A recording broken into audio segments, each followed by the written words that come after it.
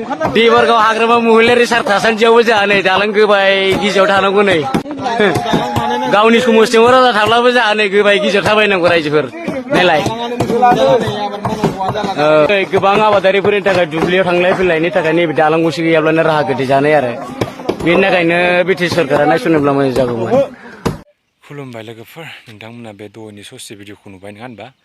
नुनानै नोंथांमोना बुजिखाबाय जोंहा बिटिसिनि दानि सरकारखौ नै बिथांमोना माने गाबज्रिनानै बुंहरदों। माने बिथांमोना देबरगावनिफ्राय बुंहरदों, देबरगाव खाखरमारि ना मा गामि होनदों बिथांमोना माने दानि बिटिसि सरकार थानायावबो माने बायला जिला दलङावनो माने भिडिअ बानायनानै दानि बिटिसि सरकार थानानै पावाराव थानानै जोंहा हाग्रामा महिलारि सारा माने देबरगावनि जानानै जागानि जानानै माने बायला जिला माने दलङावनो माने बिथांमोना खामानि मावनो गोनां जादों।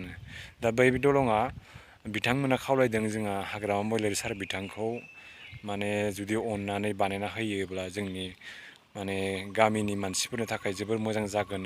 बायला जिला दलङाव माने बिथांमोना दैज्लां समाव खेथि मावनो थाखाय आबाद मावनो थाखाय बे दलंजों थांलाय फैलाय जानो माने बिराद उसुबिदा जायो। माने दैनि माने प्रब्लेम जायो नङा होनबा? बे दालाङाव जेनेबा थांलाय फैलाय जानो नङा होनबा? बेखौनो आबाद मावनानै जानांगौ जायोबा थांलाय फैलाय खालामनांगौ जायोबा दैजों माने बुसार जानांगौ बा गिनांगौ नङा होनबा? बेफोर एसे गोबां जाथाय दै माने उसिफावो खोमा जानांगौ बे दलङाव नङा होनबा?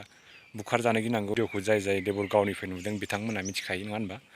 दा देबरगावनि रायजो राजा बिथांमोना जोंनि हाग्रामा सार एबा दानि बिटिसि जिहेतु गोहोआव थानाय नङा होनबा? पावाराव थानाय बिथांमोनखौ जुदि नुदोंबा बे भिडिअआव जेनेबा आंबो खावलायनाय थाबाय बिथांमोननि जिहेतु दुखु खस्थ'खौ नुदों नङा होनबा? आबाद मावनानै जायो बिथांमोना थांलाय फैलाय खस्थ'नो बे दलंखौ जुदि बिथांमोना नुसनदोंबा थाबैनो बानायना होनांगौ नङा होनबा?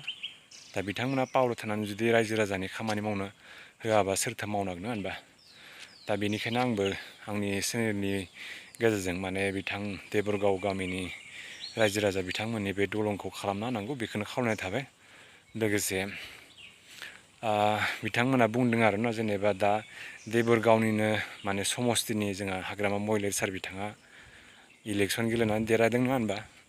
दा बेफोर एसे बाथ्राबो बुंदों बिथांमोना जागानि जानानै माने जोङो बायला जिला माने दलङाव खामानि मावनो गोनां जादों। बेफोरबायदि गोबां बाथ्रा बुंदों आरोना।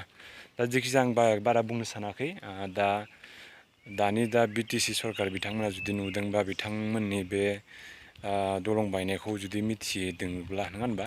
मिथिदोंब्ला थाबैनो बानायना होनायनि बेब'स्था बेखौनो खावलायनाय थाबाय। लोगोसे नोंथांमोना भिडिअखौ मोजां मोनदोंबा लाइक साबसक्राइब सेयार खालामबानो जाबाय। थेंक इउ स' माच।